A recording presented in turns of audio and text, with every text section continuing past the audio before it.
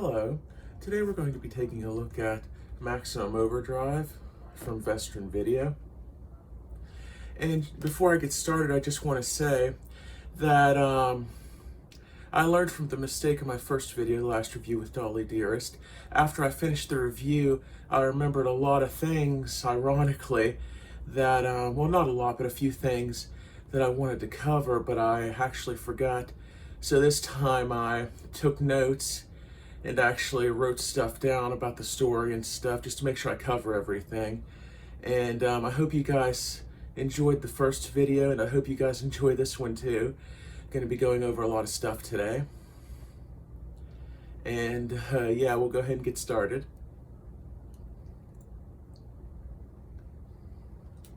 Before we get started though, I just want to give a spoiler warning. If you haven't seen the movie yet, or if it's been a while since you've seen it, you might want to pause the video or stop the video here till you give it a watch, just so nothing's spoiled for you. But other than that, we'll go ahead and get started. Maximum Overdrive is,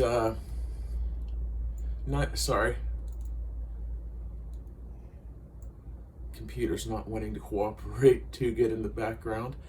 Maximum Overdrive is a 1986 American comedy horror film written and directed by Stephen King.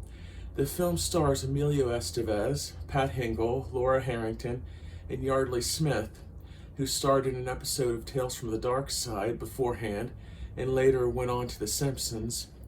The screenplay was inspired by and loosely based on King's short story Trucks, which was included in the author's first collection of short stories, The Night Shift.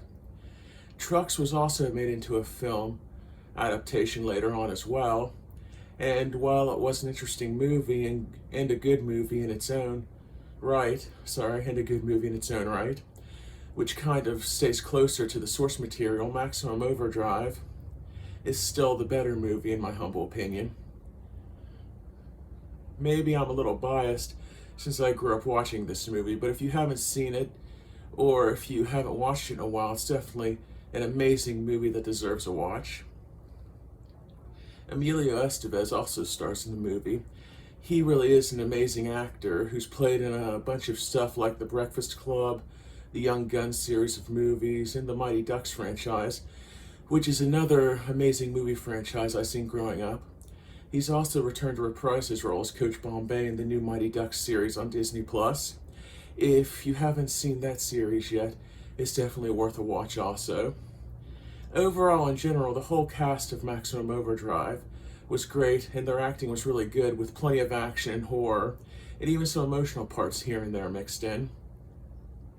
Basically, the story revolves around machines coming to life as Earth crosses the tail of a comet, which lasts 6 days, so the people at the Dixie Boy truck stop soon find themselves trapped by the big rigs, and later have to start refueling them to basically survive, after a military vehicle and a bulldozer who acts as the enforcer to the military vehicle show up and relay the message via Morse code. Other characters show up along the way, like newlyweds Yardley Smith's character Connie and her husband Kurt, played by John Short, and Deke, played by Holter Graham. Deke is a kid who escaped a Little League game previously and made his way to the Dixie Boy, where his father works as a mechanic, only to find that his father has been killed trying to leave to search for him. Deke also serves another pivotal role in the movie, as he is the one able to read Morse code later on in the movie when the military vehicle arrives, which really comes into play at that point in the movie. They eventually come up with a plan to escape, which sets off a climactic ending filled with a lot of action. In the end, they make it to the marina and sail off into the sunrise. As a title card epilogue explains that 2 days later, a UFO was destroyed in space by a Soviet weather satellite, conveniently equipped with Class 4 nuclear missiles and a laser cannon. 6 days later, the Earth passes out of the comet's tail, and the survivors are still alive, which kind of implies that the whole thing may have been caused by aliens. which aliens are in other works of Stephen King's as well, like the Tommyknockers, another great book and series. Well, it was a book that had a film adaptation, a miniseries. Really awesome story there too, which I also seen growing up. Just a good story. The movie has one of the best soundtracks by AC/DC, and in the scene where they're fueling the trucks and Hell's Bells is playing, Brett, played by Laura Harrington, walks out to the road and leans on a flatbed trailer as she looks up the interstate as a whole line of trucks is waiting, led by a bunch of cab-overs, which are coming toward her slowly. And I just thought that scene was so cool and so intense. It's a shame you don't see more cab-overs nowadays. They were cool-looking trucks, in my opinion. If you haven't seen a cab-over before, whereas on most trucks nowadays, the engines sit in front of the cabs and they have long hoods or noses. But with cab-overs, just as their name implies, the cab actually sits over the engine, and they don't have a nose or hood at all, having a flat front with a grille. This was a very good movie, in my opinion, and the picture and sound quality were amazing. Vestron really did a good job here. The colors were really good, and the sound was really good.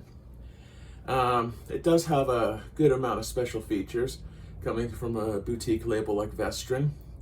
Audio commentaries, a bunch of audio commentaries,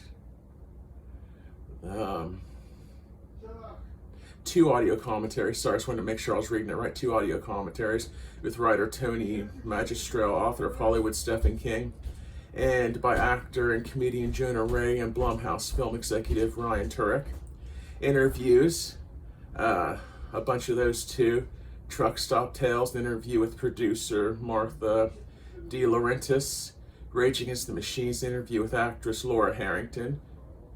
Honeymoon Horrors, interviews with actor John Short and actress Yardley Smith, who played the newlywed character, just like Laura Harrington played Brett. Maximum Carnage, an interview with makeup effects creator Dean Gates. A Kid in King's Court, an interview with actor Halter Graham, who played Deke, the kid in the movie. The Wilmington Factor, a look back at the filming of Maximum Overdrive with members of the production crew in North Carolina. Who Made Who, an interview with Marie Engelhart, co-author of AC/DC, Maximum Rock and Roll. Goblin Resurrectus, the restoration of the Happy Toys Goblin.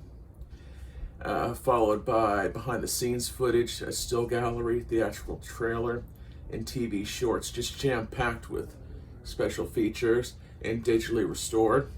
Show the back of the case here. There's a whole list of the special features. It says collector's edition up top there, a little closer. Digitally restored, it says on the back. And there is no reversible cover art, just a basic case in Blu-ray. Well, the Blu-ray, it's got the cover art from the front of the case. Still looks pretty good. This is, in my opinion, overall a very good release from Vestron Video. The only thing that kind of irritated me, I guess irritated would be the right word to use, was normally Vestron releases come with collector's slipcovers. Sorry, I was just trying to remember what they were referred to as. Slipped my mind there for a second. But they usually come with collector's slipcovers, and the ones I've ordered directly from Amazon haven't. And it's kind of ironic. You think Amazon being a big corporation with warehouses and stuff would sell them with everything they're supposed to have. But the ones I've got from Amazon directly haven't had the slipcovers. There's been 2 of them, the other being Return of the Living Dead 3. But ironically, all of the ones I've got from third-party sellers on Amazon have had the slipcovers.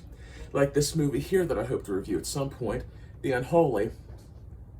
A nice, shiny slipcover from Vestron, which I got from a third-party seller on Amazon, like I said.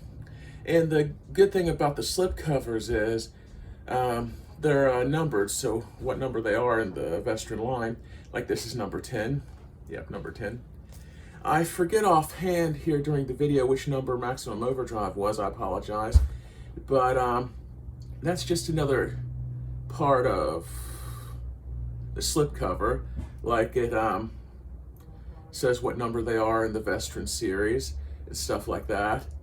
I know it may seem like something small, but for the price point these things go at, you just expect to get everything that's supposed to come with them. Like they go from anywhere from 24 to 30 and even over. And that's kind of a lot for one movie, in my opinion anyway. And like I said, that's just one little thing that irritated me. Any future releases from Vestron or any other ones I want to pick up, I'll definitely pick up from third-party sellers. Because, yep, you get well, in my experience, you usually get the slipcovers from third-party sellers, or I have as of yet anyway. Sorry, as of currently anyway. And that's about everything, I believe. Let me check the notes. Sorry about that. Like I said, it's a very good movie. I give it 5 out of 5 tombstones. The rating, I give it 5 out of 5 tombstones.